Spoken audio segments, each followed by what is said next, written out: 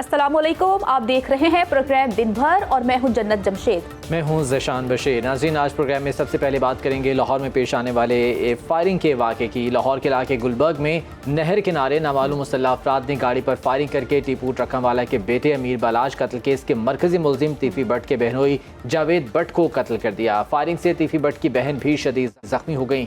गाड़ी में सवार मकतूल जावेद भट्ट की बेटी महफूज रही। एसपी मॉडल टाउन इखलाकुल्लाह तारड़ का कहना है कि मकतूल जावेद भट्ट अमीर बलाज कत्ल केस के मरकजी मुलजिम तीफी भट्ट का बहनोई है। कत्ल की तहकीकात का आगाज कर दिया है। बिल्कुल, चंद दिन कबल अमीर बलाज कत्ल केस का मरकजी जो मुलजिम था एहसन शाह भी मुबैना तौर पर पुलिस मुकाबले में अपने साथियों की फायरिंग से हलाक हो गया था। लाहौर के ऑर्गेनाइज्ड क्राइम यूनिट के मुताबिक मुलजिम एहसन शाह को थाना शादबाग ले जाया जा रहा था। उनके साथियों ने उन्हें छुड़ाने के लिए फायरिंग की, जिसमें मुलजिम एहसन शाह मारा गया और आज से कार्रवाई नतीजे में जो तीफी भट्ट का बहनोई है वो जान की बाजी हार गया है। ये मामला है क्या और पुलिस ने अब तक क्या तहकीकात की है, बात कर लेते हैं अपने नुमाइंदे रमजान बेग से।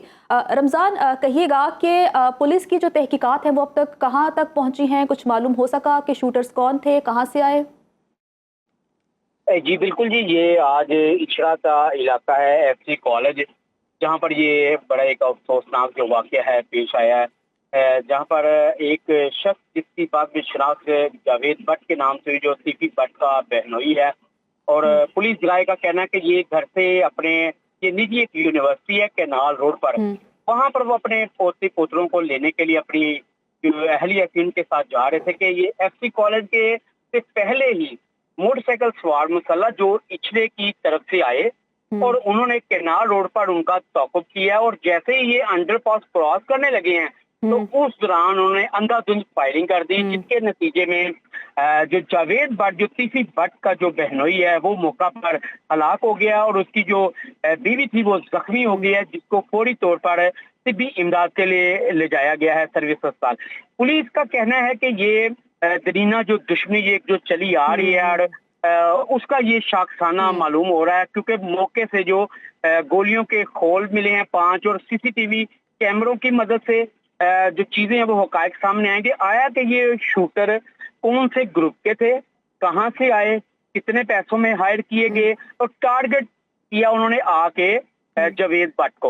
अब सवाल ये है कि पुलिस मुख्तलिफ पहलुओं पर तफ्तीश कर रही है। कड़ियां जो इनकी दरीना दुश्मनी चली आ रही है अमीर बलाज टीपू से, फिर अच्छा, अब सवाल रमजान ये भी है बताएगा कि तीफी भट्ट के बेनोई थे ये जावेद भट्ट, जिन्हें फायरिंग करके जो है वो मारा गया है। इससे पहले हमने देखा कि एहसन शाह का कत्ल भी हुआ था और उस हवाले से भी ये कहा गया था कि जी वो अपने ही भाई की फायरिंग से हलाक हो गया। तो ये तमाम तर जो कड़ियाँ हैं ये कहाँ मिल रही हैं जाके? ये टीपू ट्रका वाला, तीफी भट्ट, ये दुश्मनी जिस तरह से आपने बताया, इस बारे में पुलिस क्या कहती है?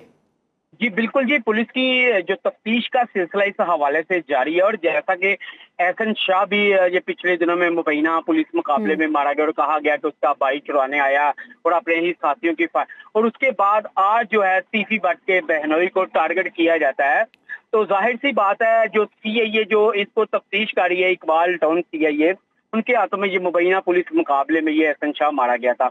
और दूसरी तरफ देखा जाए तो जो एसएसपी लाहौर या एसपी मॉडल टाउन भी मौके पे आए, तो उनका ये कहना है कि जाहिर अब कॉल डाटे की मदद से ये पता चलेगा आया कि ये शूटर किस पार्टी ने हायर किए हुए थे और फिर वो कितने पैसों में हायर किए गए और ये कहाँ से आए। उस हवाले से तफ्तीश का जो दायरा कार है वो वसी किया जा रहा है और तमाम एंगलों पर इसकी तफ्तीश की जा रही है। अच्छा, कि आया रमजान, अगर हम अमीर बलाज कत्ल केस की बात करें तो तीफी भट्ट जो है वो मरकजी मुलजिम है। एहसन शाह जो कि पाबंद सलासल थे वो मारे गए हैं अपने साथियों की फायरिंग से ही। तो अब तक इस केस में क्या पेशरफ्त हो सकती है? तीफी भट्ट क्या अभी भी बैरून मुल्क हैं? इस हवाले से पुलिस ने क्या किया है? जी जी बिल्कुल जी, जो मरकजी मुल्ज़म था तीफी भट्ट और गोगी भट्ट, जाहिर सी बात है तीफी भट्ट अभी भी बैरूने मुल्क में है और उनकी गिरफ्तारी के लिए भी पुलिस ने कहा जी हम इंटरपोल की मदद से उनको यहाँ पर लेके आएंगे, लेकिन अभी पुलिस उनको गिरफ्तार करके नहीं ला सकी। जाहिर सी बात है ये इश्तेहारी गोगी भट्ट भी हो चुका हुआ उसमें और तीफी भट्ट भी इश्तेहारी है और पुलिस का गोगी भट्ट भी बैरून मुल्क में ही है। अभी पुलिस इस हवाले से ये कह रही कि ये है पाकिस्तान में ही, अच्छा। लेकिन कहीं दूसरे जो सिटी है वहां पे रुपोश है और उसकी गिरफ्तारी के लिए भी पंजाब के मुख्तलिफ इलाकों में जो है वो सीआईए की टीमें काम कर रही हैं कि जहां जी। उनके कोई डेरे थे वहां पर भी रेड किए जाते हैं और उनके जो ठीक है, अब अजीज थे पुलिस का उनको भी उस इब्तदाई तौर हवाले पर से। यही कहना है कि जो पुरानी दुश्मनी है उसी का ही शाखसाना है कि तीफी भट्ट के बहनोई जावेद भट्ट को आज कत्ल किया गया है। हमारे नुमाइंदे रमजान बेग हमें तमाम दे रहे थे। रमजान, आपका बहुत शुक्रिया। प्रोग्राम में आगे बढ़ते हैं और बात करते हैं कि आला अदलिया और ब्यूरोक्रेसी से मुतालिक कानून साजी के लिए आज बड़ा दिन है। कौमी असम्बली और सेनेट के अलग अलग इजलास अब से थोड़ी देर में शुरू हो रहे हैं। सेनेट का 58वां जबकि कौमी असम्बली का 20 निकाती एजेंडा जारी किया गया है। सेनेट सेक्रेटेरिएट की जानिब से जारी 58 निकाती एजेंडे के मुताबिक इजलास में अरशद अदीम के ओलंपिक्स में गोल्ड मेडल जीतने पर करारदाद पेश की जाएगी। सुप्रीम कोर्ट के जजेस की तादाद के हवाले से बिल भी एजेंडे में शामिल है, जिसमें senator Abdul Qadir supreme court जजेस की तादाद से मुतालिक तरमीमी बिल 2024 पेश करेंगे।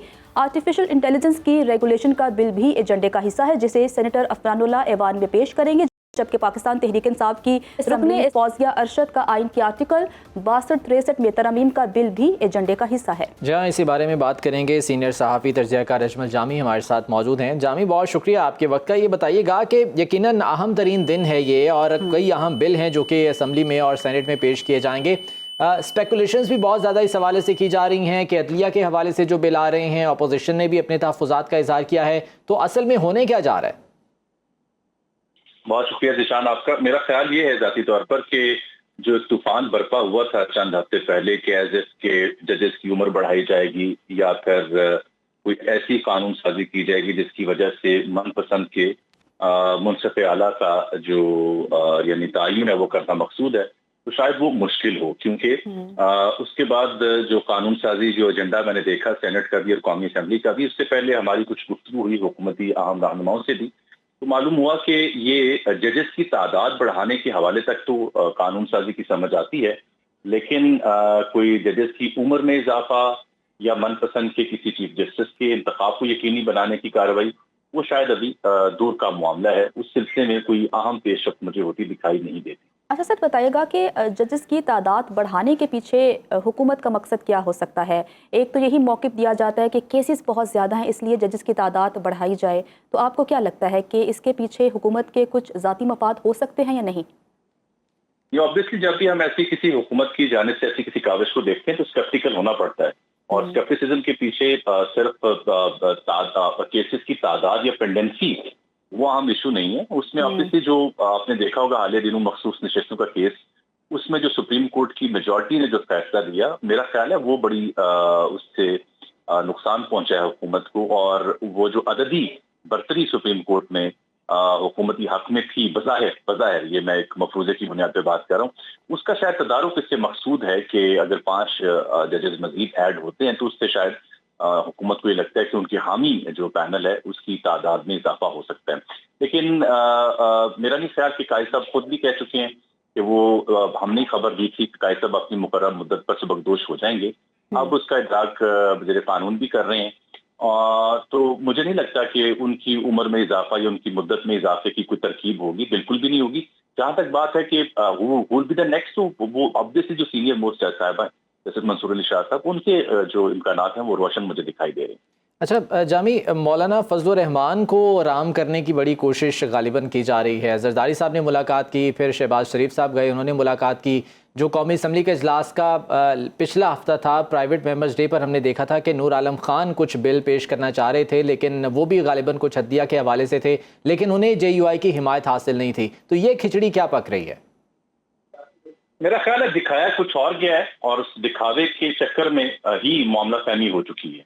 वो जो नूर आलम साहब के बिल्स थे वो आप समझें कि एक वार्निंग के साइन थे शायद, और उनके जरिए ही फिर मामला फहमी हुई है, जिसके बाद जो 2 खबरें मैं दे रहा हूँ कि मामूल के मुताबिक मामला होंगे, माँ सिवाय जजेस की तादाद वाला जो इशू आपने डिस्कस किया, जो निशान आपने बात की है बड़ी अहम है।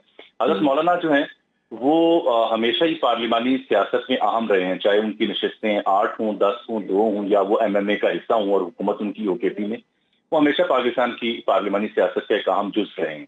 मसला अब इस वक्त यह है कि हज़रत मौलाना जो अपना ज़ाती तशख़्ख़ुस उजागर किया है, जो कि इस हुकूमत या सिस्टम के खिलाफ बयानी की वजह से बिल्ड किया है, और जो उनको तायद मिली है पीटीआई के हाथ से और जो पीटीआई के साथ उनकी कुर्बतें हुई हैं, तो वो जो तशख्खुस मौलाना को मिला है, वो तशख्खुस कॉम्प्रोमाइज करना पड़ेगा मौलाना को अगर वो हुकूमत के साथ हाथ मिलाते हैं।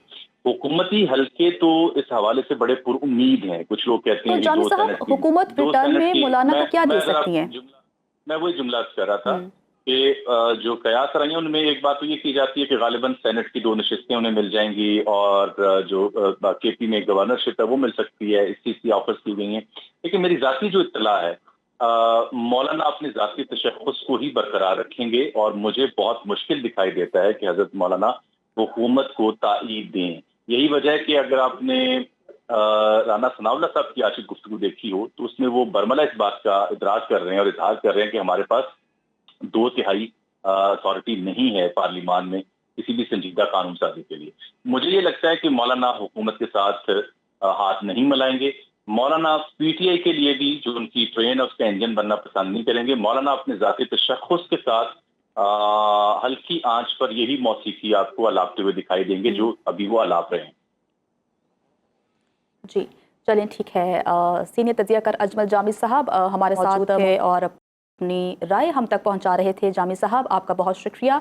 आज अहम इजलास है कौमी असम्बली और सेनेट का, और इसमें जो है अहम जो मौज़ूआत हैं उन पर बहस होगी। कुछ अराकीन जो हैं वो अहम बिल्स भी आज ही पेश करने जा रहे हैं। जी हाँ, बिल्कुल। और इसमें खुसूसी तौर पर जो पीटीआई की जानिब से आर्टिकल 62-63 में तरमीम का बिल है वो भी एजेंडे का हिस्सा है। तो अब देखना यह है कि ये मामला जो है वो किस तरह से आगे बढ़ते हैं। बहरहाल आगे बढ़ेंगे और आपको बताएं कि ऑक्सफोर्ड यूनिवर्सिटी के चांसलर का इंतखाब लड़ने के लिए बानी पीटीआई की दरख्वास्त पर अब बरतानवी मीडिया खुलकर सामने आ गया है। बरतानवी अखबार डेली मेल के बाद गार्डियन ने भी खुलकर बानी पीटीआई को तनकीद का निशाना बनाया है। बरतानवी खबर रसां इदारे द ऑब्जर्वर सेक्शन में शाया होने वाले ख़त में पाकिस्तान तहरीक इंसाफ के बानी को तालिबान का हामी करार दिया गया और ऑक्सफोर्ड यूनिवर्सिटी के चांसलर के ओहदे के लिए उनकी नामजदगी को ऑक्सफोर्ड यूनिवर्सिटी की खवातीन की तौहीन करार दिया गया है।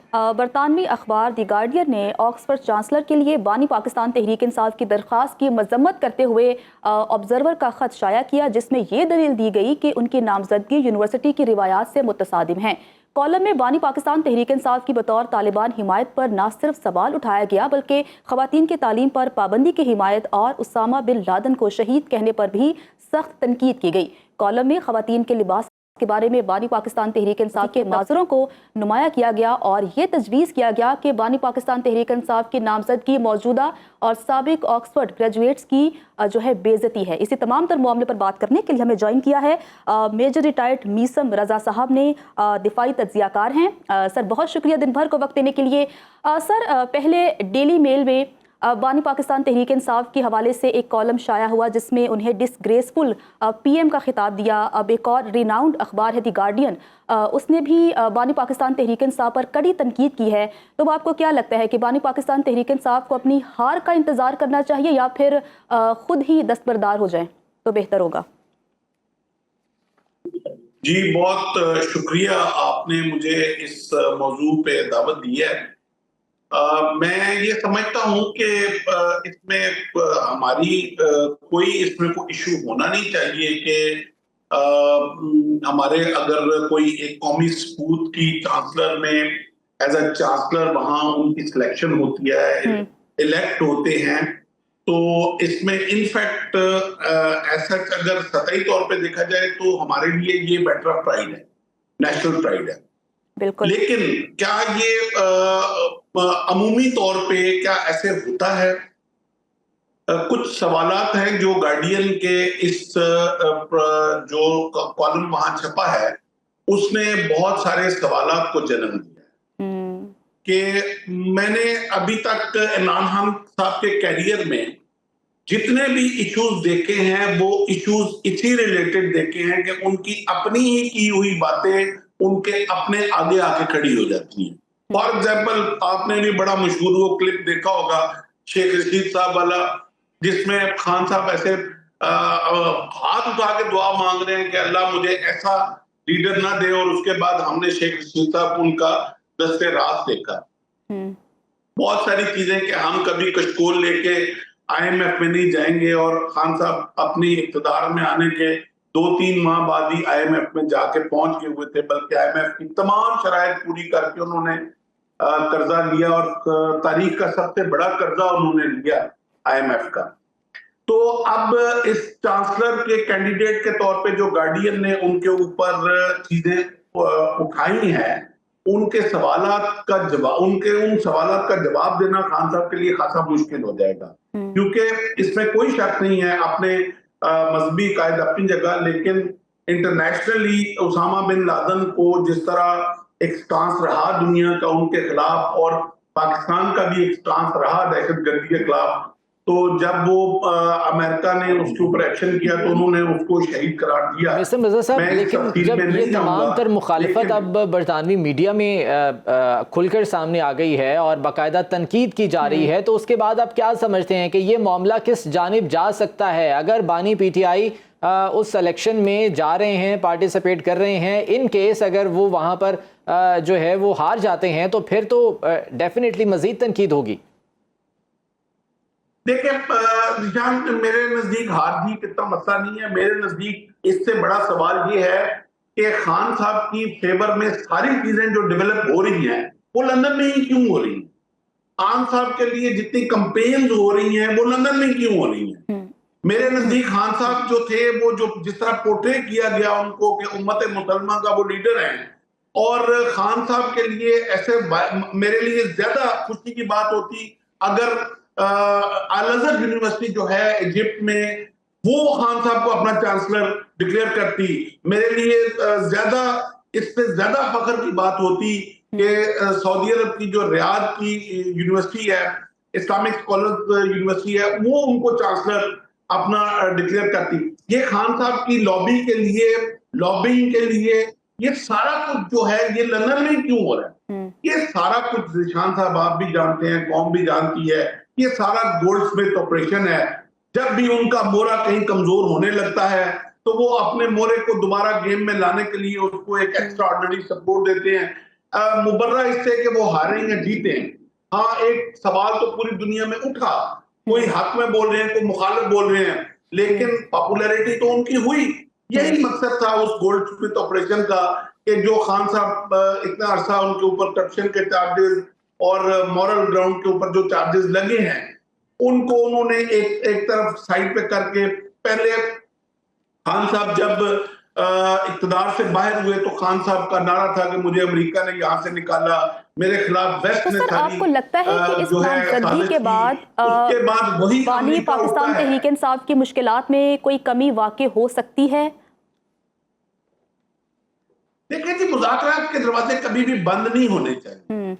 मुज़ाकरात के दरवाजे हुकूमत और अपोजिशन के, और इसमें कोई शक नहीं है कि खान साहब एक इस वक्त पाकिस्तानी पब्लिक के अंदर पॉपुलर लीडर हैं, लेकिन उस पॉपुलैरिटी को जरा थोड़ा सा डाइजेस्ट करने की जरूरत है कि खान साहब एक लामुहल्ला कुछ भी करके, he is a political leader. Khan साहब से बड़े बड़े पॉलिटिकल लीडर, सर सॉरी मैं आपको इंटरप्ट कर रही हूँ, लेकिन द गार्डियन में जो कॉलम छपा और जो द डेली मेल में कॉलम शाया हुआ, उनके जो अल्फाज थे वो मिलते जुलते थे। ख़वातीन के हवाले से साबिक़ वज़ीर-ए-आज़म ने जो बयानात दिए तो उन्हें एक मिसोजिनिस्ट का खिताब दिया गया है उन अखबारात की जानिब से। तो ये कितना इम्पैक्टफुल हो सकता है कि उनकी जो नामजदगी है उसको ख़त्म कर दिया जाए बरतानवी यूनिवर्सिटी की जानिब से, क्योंकि ये वैलिड पॉइंट तो है, वहाँ पर तो आपको पता है कि ख़वातीन के कितने हुकूक हैं और इस बात को कितना नामुनासिब समझा जाता है। अब खान साहब की पर्सनैलिटी के साथ इशू ये है कि Khan Sahab is cut between west culture and east and Islamic culture. Khan Sahab rule Islamic culture में करना चाहते हैं, लेकिन खान साहब की जो आइडियलिज्म है वो सारा वेस्ट कल्चर का है। खान साहब चाहते ये हैं कि वो वेस्ट की चीजें जो हैं वो इम्प्लीमेंट करें हमारे इस्लामिक कल्चर में। ऐसा हो नहीं सकता, दुनिया में हर जगह का एक अपना कल्चर होता है। खान साहब ने हमेशा आइडियलाइज जो किया वो वेस्ट के कल्चर को किया। अब बहुत सारी चीजें हैं, मिसाल के तौर पे सारी दुनिया जानती है, देयर इज नथिंग सीक्रेट कि खान साहब की एक जो वो एलेज्ड बेटी है, जो इस वक्त उनकी साबका जो एहलिया है, गोल्डस्मिथ की जो बेटी है जमैमा, उनके घर में वो पल रही है। अब वो अब वेस्ट में वेस्ट के कल्चर में वो एक मामूली सी चीज है और वो नॉर्मल कंसिडर होती है, वो उसमें कोई मॉरल वैल्यूज जो हैं उसके हिसाब से it is all okay, but हमारे कल्चर में इट इज नॉट ओके। अब खान साहब जो उसमें जो आपने अभी बात की, जो उन्होंने खवातीन के ऊपर इल्जाम लगाया हैरेसमेंट का, कि उनके जो लिबास होता है वो उस चीज को बायस बनता है हैरेसमेंट का, तो अब ये चीज जो है हमारे कल्चर में माइट बी ओके, क्योंकि उन्होंने वोट बैंक इधर से लेना था तो उस वक्त उन्होंने वो वाला बयान इधर दे दिया, लेकिन वो चीज वेस्ट में ओके नहीं है। तो खान साहब जो है ना वो इस वक्त चूचू का मरबा बन चुके हुए हैं, जब कौम को बना चुके हुए हैं और वो इस स्टेज पे कौम को ले गए हुए हैं, जो उनके लवर्स हैं, जो उनको पसंद करते हैं, जो वो एक खास स्कूल ऑफ थॉट है। कि मैं ये बड़े वसूख के साथ आपको कहता हूं कि अगर खान साहब खुदा न हादसा अगर रोजे मैशर खान साहब जहन्नम में भी चले गए ना, तो उस कल्ट ने कहना है कि चूंकि करप्ट टोला जो है या एस्टेब्लिशमेंट जो है वो जन्नत में बैठा है, तो खान साहब ने अपने अवाम के साथ जाना पसंद किया है, इसलिए हम भी पीछे जहन्नम में जाएंगे। इस तरह अंदर अंधी तकलीद ना करें आप आंखें खोल के देखें, हर कल्चर की डाइकोटमी होती है। वेस्ट एक और कल्चर है और हमारा इस्लामिक कल्चर एक और कल्चर है। इन दोनों कल्चर को आपस में मिक्स नहीं किया जा सकता। खान साहब अगर इतने ही काबिल हैं तो मैं ये कहूंगा कि खाली उनको चांसलर ना बनाएं ऑक्सफोर्ड का, उनको लंदन का मेयर बनाएं, उनको यूके का प्राइम मिनिस्टर बना दें। आपने हमें वक्त दिया, बहुत शुक्रिया। दिन भर में वापस आएंगे ब्रेक के बाद। ब्रेक के बाद आपको दिन भर में खुशामदीद कहते हैं। खेल के मैदान से खबर है, उस पर बात कर लेते हैं कि बांग्लादेश के खिलाफ पाकिस्तानी बैटिंग अपने दूसरे टेस्ट में बुरी तरह फ्लॉप हो गई है। दूसरी इनिंग्स में भी कौमी टीम 172 रन्स पर पवेलियन लौट गई। दूसरे टेस्ट के आज चौथे रोज बांग्लादेश की टीम को जीत के लिए सिर्फ 185 रन्स दरकार हैं। 2 विकेटों और 9 रन्स पर कौमी टीम ने आज दूसरे टेस्ट के चौथे रोज के खेल का आगाज किया तो 47 के मजमूई स्कोर पर ओपनर साइम अयूब 20 रन्स बनाकर तस्कीन अहमद की गेंद पर कैच आउट हो गए, जबकि उसके बाद कप्तान शान मसूद 62 के मजमूई स्कोर पर पवेलियन लौट गए। तजर्बाकार बल्लेबाज बाबर आजम भी विकेट पर न टिक सके और 11 रन्स बनाकर आउट हुए। नायब कप्तान सऊद शकील 2, विकेट कीपर बल्लेबाज मोहम्मद रिजवान 43, मोहम्मद अली 0, अहमद 2 और मीर हमजा 4 रन्स बनाकर आउट हुए, जबकि सलमान अली आगा 47 रन्स के साथ नॉट आउट रहे। स्पोर्ट्स एनालिस्ट इरफान ज़हीर हमारे साथ मौजूद हैं, उनसे इस हवाले से बात कर लेते हैं। इरफान, पहले टेस्ट मैच में शिकस्त हुई तो अब ये एक्सपेक्ट किया जा रहा था कि शायद दूसरे मैच में पाकिस्तानी टीम कम बैक करेगी। जो पहली इनिंग्स थी उसमें भी हमने हाल देख लिया, दूसरी इनिंग्स में भी पाकिस्तान की जो बैटिंग लाइन थी इंतहाई फ्लॉप नज़र आई, कोई गेम प्लान नज़र नहीं आया, ऑन ग्राउंड कोई जो है वो बॉडी लैंग्वेज पॉजिटिव नज़र नहीं आई। ये हो क्या रहा है इस वक्त पाकिस्तान टीम में? देखिए, ये शान जो बात की हो कह रहा है, इसकी कई मल्टीपल रीजन है। टीम में लॉबिंग भी है, ग्रुपिंग भी है, उसी की चीजें तमाम रिफ्लेक्ट कर रही हैं। अनफॉर्चुनेट पार्ट ये कि इससे ज्यादा बॉटम हम क्रिकेट में हिट कर नहीं सकते, जो अब कंटिन्यूसली हम ये डिजास्टर और डिबैकल चल रहा है। हमने ओडीआई में भी देख लिया, T20 वर्ल्ड कप में भी देख लिया और अब पीछे रह गया था टेस्ट क्रिकेट। और टेस्ट क्रिकेट भी अपनी होम ग्राउंड पे बांग्लादेश से हम हार रहे हैं और ये दूसरा टेस्ट भी हम ऑलमोस्ट हार चुके हैं। अगर ये बारिश ना होती तो आज वो बहुत एक अच्छी रीजनेबल पोजीशन पे आ चुके थे। देखिए, किसी एक डिपार्टमेंट में भी पाकिस्तानी टीम अच्छा परफॉर्म नहीं कर रही। हमने कल बॉलिंग की बड़ी बात की थी, 26 पे 6 आउट कर लिए हैं। मैं कल ये जन्नत के साथ बात कर रहा था, हम न्यूज के अंदर डिस्कशन कर रहे थे। मैंने कहा था पाकिस्तान ने अगर इधर स्क्वीज ना किया, पाकिस्तान सेफ नहीं है। अगर इन्होंने फॉलो ऑन पाकिस्तान को ना करने दिया और इन्होंने उससे निकल आए तो ये बांग्लादेश पाकिस्तान से बेहतर पोजीशन में होगा, क्योंकि पाकिस्तान का थर्ड इनिंग्स के अंदर रिकॉर्ड वैसे ही बहुत बुरा है। और वही चीज हुई कि बांग्लादेश ही जब उन्होंने सेकंड लीड फॉलो ऑन को क्रॉस किया तो वो ऑलमोस्ट पाकिस्तान के टोटल के करीब आ गए। हमारी बॉलिंग लाइन के अंदर बात करें तो ना कोई लाइन लेंथ है, ना कोई एग्जीक्यूशन है, ना आपको कोई गेम प्लान नजर आता। उनके 20-20 साल के लड़के हैं, नाहिद की बात करें, हसन की बात करें, 22-23 साल के लड़के हैं और पहली दफा पाकिस्तान में खेल रहे हैं और ऐसे खेल रहे थे जैसे ऑस्ट्रेलिया के साथ पाकिस्तान खेल रहा है। तो ये बड़ा एक अनफॉर्चुनेट पार्ट है कि ना अगर हम T20 की बात करें, वनडे मैचेस की बात करें, इवन टेस्ट की भी बात करें, तो टीमें परफॉर्म क्यों नहीं कर पा रही, खिलाड़ी परफॉर्म क्यों नहीं कर पा रहे? प्रॉब्लम कहाँ पर है? मैनेजमेंट का इशू है या फिर जो हम टैलेंट है वो हंट ही नहीं कर पा रहे, मेरिट पे फैसले नहीं हो रहे? इशू क्या है, जड़ क्या है मसले की? आपके ना ये कोर है ऑलमोस्ट 10-12 लड़कों का, ये ऑलमोस्ट 3-4 साल से पाकिस्तान के लिए खेल रहा है। ये नहीं है कि नए लड़के हैं, इसमें सिर्फ आप साइम अयूब को कह सकते हैं कि चले जी वो थोड़ा सा कंपैरेटिवली न्यू है, या खुरम शहजाद का कह सकते हैं। बाकी तो आपके सारे लड़के पुराने हैं और काफी अरसे से आपके साथ हैं। प्रॉब्लम जो आई, जो मेरी अपनी समझ है और जो मैं देख रहा हूँ, क्रिकेट को फॉलो कर रहा हूँ, ये कप्तानी का है। ये प्रॉब्लम एशिया कप में शुरू हुआ था, कप्तानी की जंग शुरू हुई थी और जो अभी तक स्टेबल नहीं हो रही।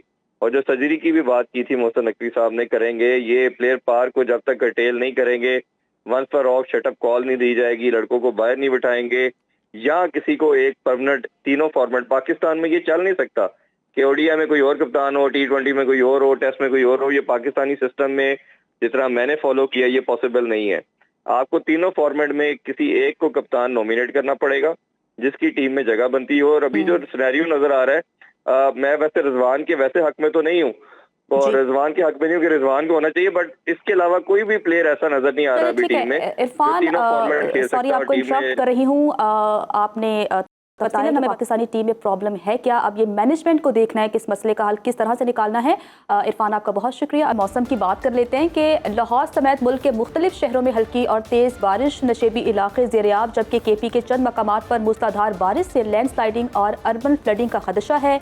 महकमा मौसमियात ने सिंध समेत मुल्क के मुतादिद शहरों में कल और परसों वक्फे से बारिश की पेशगोई की है। महकमा मौसमियात ने मानसून बारिशों का स्पेल 4 सितंबर तक जारी रहने की पेशगोई की है। मुल्क भर में जारी बारिशों से खासा नुकसान भी हुआ है। माली और जानी नुकसान के हवाले से तफसीलात जानते हैं एक स्पेशल रिपोर्ट।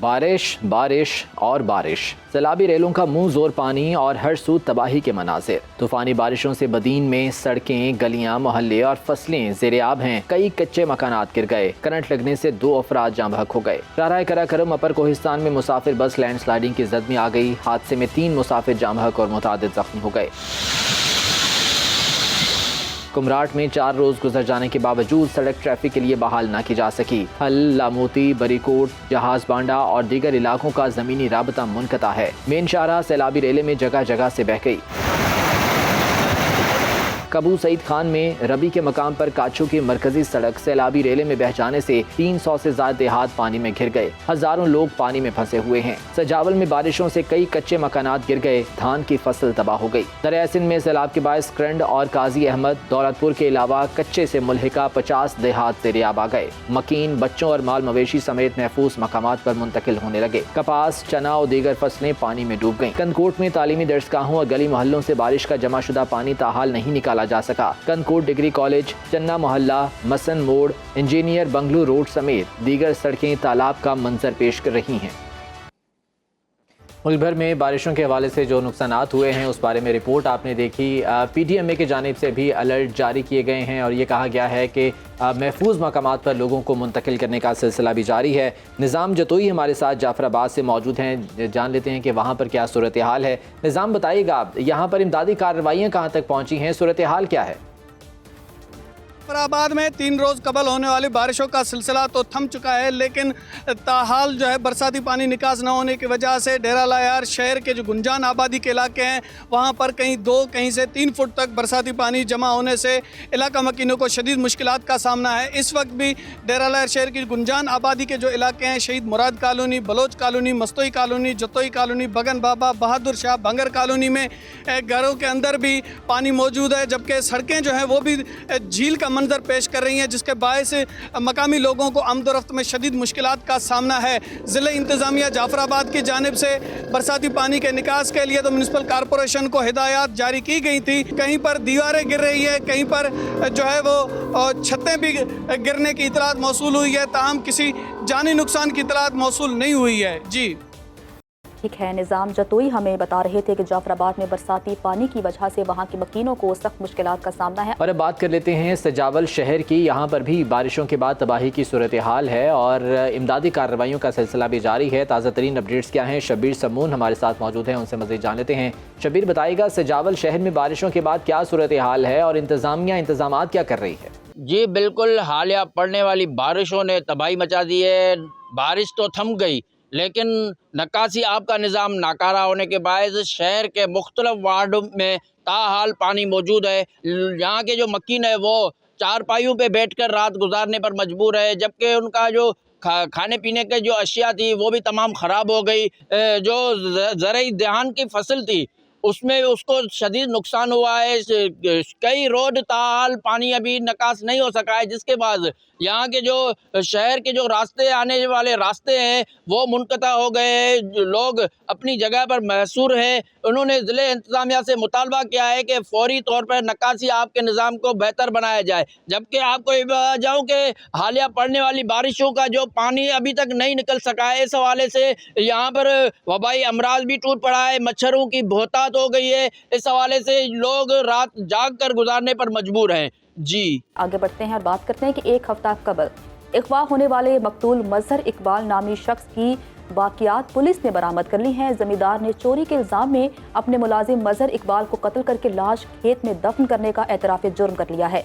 सरगोदा पुलिस के मुताबिक कोट मोमिन थाने की पुलिस को 30 अगस्त को इतला मिली थी कि मजहर इकबाल नामी शख्स को इसके मालिक जमींदार आमिर ने 24 अगस्त को अगवा कर लिया। पुलिस ने फौरी तौर पर अगवा का मुकदमा दर्ज करके मुलजिम और मगवी की तलाश शुरू कर दी है। पुलिस ज़राए का कहना है सरगोदा रेस्क्यू 1122 कंट्रोल रूम को 31 अगस्त को कॉल मौसूल हुई, जिसमें बताया गया कि एक खेत में लाश की हड्डियां पड़ी हुई हैं। अलहमजा हुसैन चीमा ब्यूरो चीफ सरगोदा हमारे साथ मौजूद हैं, उनसे मज़ीद जान लेते हैं। बताइएगा अलहमजा हुसैन कि ये क्या मामला है और अब तक तहकीकात कहाँ तक पहुँची? जी बिल्कुल, ये एक तहसील है सरगोदा की, कोट मोहम्मद तहसील है सरगोदा की, जहाँ पर ये वाक़या पेश आया है। ये एक जिम्मेदार था आमिर नामन, जिसके पास ये मजहर नामी शख्स मुलाजिम था। तो इसने कहीं कुछ चोरी की है, जिस पर फिर जिम्मेदार को पता चल गया। उसने इसको पकड़ के इस पर तशद्दुद किया है अपने चोरी साबित करवाने के लिए, जिसमें दौरान तशद्दुद वो कहीं जहाँ बाग हो गया। तो उसने इस कत्ल को छुपाने के लिए फिर इसको कहीं दफन कर दिया था। तो फिर ये इसके घर वालों ने 30 अगस्त को कंप्लेंट की है पुलिस को। पुलिस ने उसकी तलाश शुरू कर दी, जिस पर फिर 31 तारीख को इसकी डेड बॉडी पाई गई है। ठीक है, तो अब उसके बाद अब मजीद कार्रवाई क्या की जा रही है? पुलिस का इस तमाम तर मामले पर क्या कहना है? सर FIR का अंदराज हो चुका है, मुकदमा दर्ज हो गया जिम्मेदार के खिलाफ और इस पे कानूनी कार्रवाई आगे जारी है। अच्छा अलहमजा, आप कानूनी माहिर भी हैं, इस तरह के केसेस में FIR में कौन सी दफात जो हैं वो दर्ज की जाती हैं, क्या सज़ा होती है? अच्छा, इसमें 302 लगती है। उसके साथ उन्होंने जो मुतलका अगवा की दफात वो शामिल की हैं। तो ये इसमें सजा मौत या उम्र कैद सजा होती है, या 25 साल या सजा मौत। ठीक है, चलें देखते हैं कि इस हवाले से अब कार्रवाई कब तक हतमी अंजाम तक पहुँचती है और मुल्ज़िमान सजा दी जाती है। बहुत शुक्रिया अलहमजा हुसैन चीमा ब्यूरो चीफ सरगोदा हमारे साथ मौजूद थे, इस तमाम तर मामले के हवाले से हमें आगाह कर रहे थे। और नाज़रीन, आज के प्रोग्राम से इतना ही, कल फिर मुलाकात होगी। खुदा हाफिज़।